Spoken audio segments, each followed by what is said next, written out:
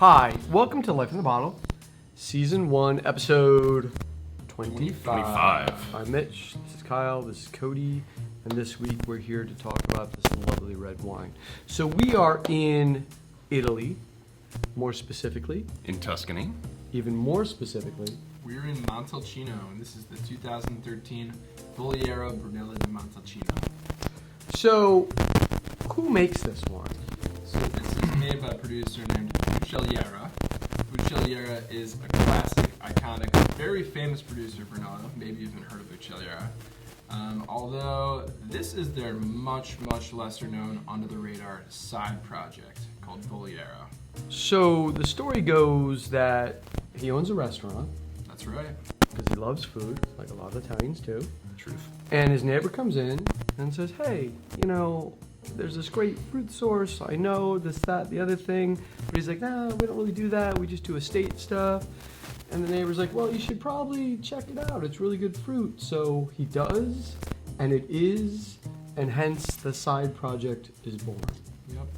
He couldn't pass the killer hookup, and Voliero is now his tiny little pet project.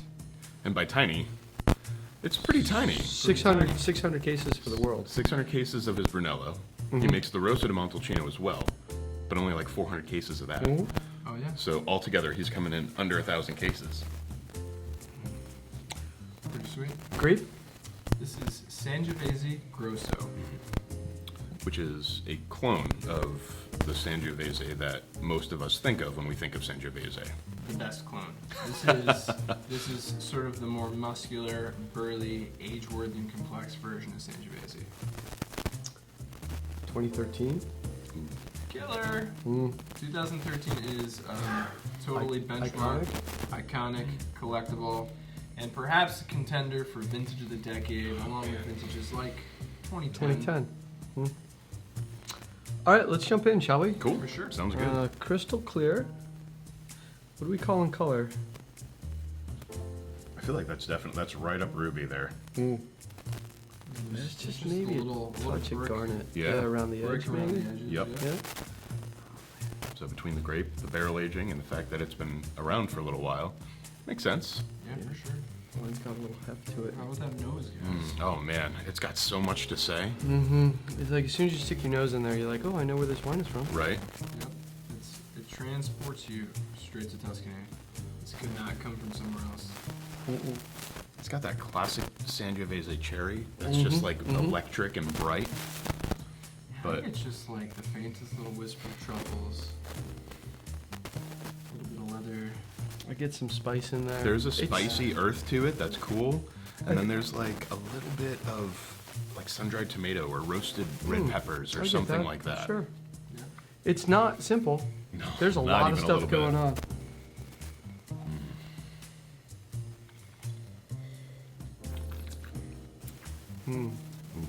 Not simple.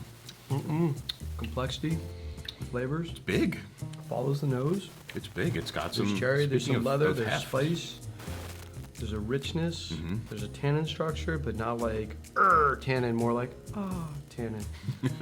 Yeah, when you think about like uber collectible vintages, like benchmark vintages, you think, oh, the wine's young, maybe it's not ready to drink. Not this though. No, this is beautiful. This is very enjoyable Very right now. accessible. You know. Well, granted, we pulled the cork 20 minutes ago, maybe 30 minutes ago. It's opened up in the decanter a little bit, but It's already beautifully integrated. For a wine with that much substance and that much backbone, it's already drinking really nicely. But let that hang out for a while. I bet Forget it would, about it. It would reward you a few years down the road. Yeah, 5, maybe even 5 10 to years. I'm thinking like 8 to 10 years maybe is like the sweet spot, the peak. Maybe a little bit longer, but the point is you should tuck some away. 100%. Food pairings. Where are you going? See, with something like this, I go beef. I feel like a porterhouse on the grill, something with a little bit of fat and richness to balance up against that tannin. But the wine still has such brightness that I think it would really bring a little bit of a leaner steak, like that New York strip and that filet, right to life. Agreed. That'd be really nice. I go right to my wife's salsa buffo. Yep. That sounds awesome. Salsa Boca. Shout out to the Marinaccios. Whoop, whoop. And to them. And a dip. And speaking of Marinachos and Dev, maybe a risotto cook-off. This is Ooh. perfect risotto wine. Mm-hmm. To stir or not to stir? That is the question. That's controversial. Oh man. But in the We're gonna fact start a that fight now. we don't have any of those three, but we do have pizza, let's test some theories there and just Well, see. how do you like them apples? Yeah, I like them apples. So, yeah. I feel love like pizza. if there's a wine to go with tomatoes, Sangiovese is that wine, 100%. Meant to be, made to be. Spoiler alert, and the fact that there was 3 slices missing, we kind of already know where this is going. Yes, this is a food wine. When it pairs up against just even a simple red sauce on a pizza, it shines. Oh man, pizza's good. Pizza's good, wine's exceptional. No, it's good. That's freaking delicious. Here's the delicious. To I love delicious that word. and pizza wine. Mm. No such thing as too much pizza wine.